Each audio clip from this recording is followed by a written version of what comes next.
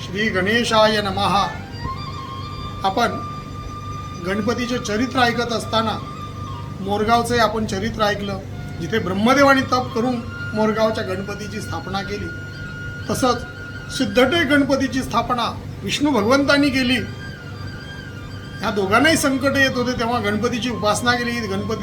गणपतीच्या बीज मंत्राचा त्यांनी जप केला आणि गणपतीला प्रसन्न करून घेतलं. तसं इकडे बल्लाळांनी सुद्धा बल्लाळेश्वर गणपतीची स्थापना केली. महादेवांनी सुद्धा तप केलंय गणपतीसाठी. महादेवाला वृत्रासूर नावाच्या राक्षसासोबत जेव्हा युद्ध करायचं होतं, ते युद्ध इतके वर्ष चाललं, खूप वर्ष चाललं. महादेवाला काही जिंकता येत नव्हतं, पण महादेवासोबत अनेक सैन्य त्यांचं होतं, जे त्याचसोबत गणपती सुद्धा होता सैन्य म्हणून. तरीही महादेवाला ते युद्ध जिंकता येत नव्हतं. मग सगळ्या देवतेंनी महादेवाला प्रार्थना केली. म्हणजे आपण सगळ्यांनी म्हणून गणपतीला वरदान दिले युद्ध सुरू करायला. आपण गणपतीची पूजाच केली नाही. महादेव म्हणले, अरे आपल्यासोबत गणपती आहे, आपण त्याची काय पूजा करायची? नाही म्हणजे आपण वरदान दिलंय, कुठलंही कार्य करायचं असेल तर गणपतीची पूजा पहिल्यांदा झाली पाहिजे, मग बाकीचे कार्य यशस्वी होतील. असं जेव्हा सगळ्या देवांनी महादेवाला सांगितलं, तर महादेवाला लक्षात आलं की गणपतीला आपण वरदान दिले.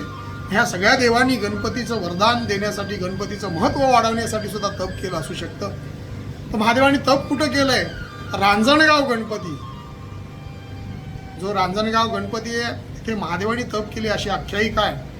म्हणून महागणपती असं त्याला म्हटलं जातं.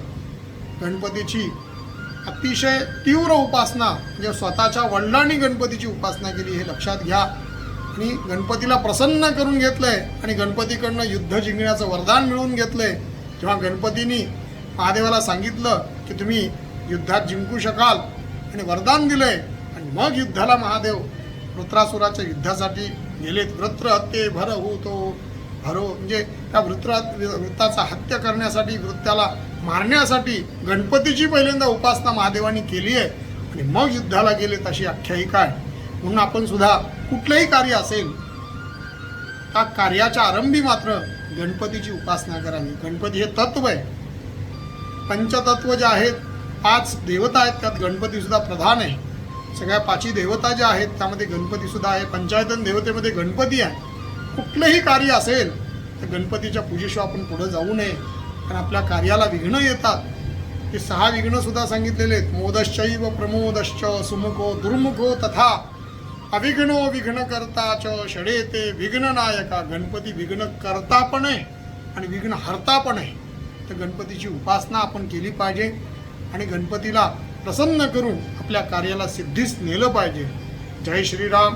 माहिती आवडली तर आवर्जून शेअर करा, चॅनलला सबस्क्राईब करा. जय श्रीराम.